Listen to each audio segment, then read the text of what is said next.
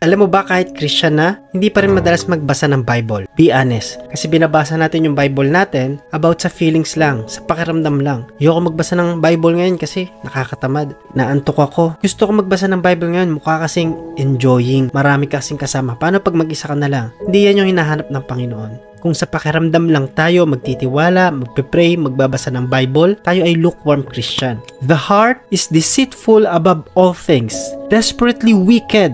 Who can know it? Yan ang mga kahinaan ng tao. Nga, yung flesh natin ayaw niyan sa Panginoon. Pero yung spirit natin, willing yan for eternal life. At kaya gagawin ni Satan, the father of all lie. Kahit meron ka ng word of God, pipilitin ka pa rin niya na hindi mo gamitin yan tulad ng ginawa niya sa Panginoong Jesus. Ikaw ang anak ng Diyos. Itong bato na ito, gawin mong tinapay. Kung ikaw ang anak ng Diyos, magpatihulog ka nga. Sabi ni Jesus, it is written. Ganyan si Satan. Kahit na Christian ka na, very strategical ang ginagawa ni Satan. Wala tayong pangahawakang salita ng Diyos. Yun ang panlaban natin. The swords of spirit, the word of God. Tandaan nyo, kahit si Jesus, ito ang pinanlaban niya. You get me? Kung isa ka dito, let me know in the comment section. Share mo din ito dun sa kakilala mo. Prayer ko sa'yo, mapagtagumpayan mo yung slothfulness at laziness. It's a sin.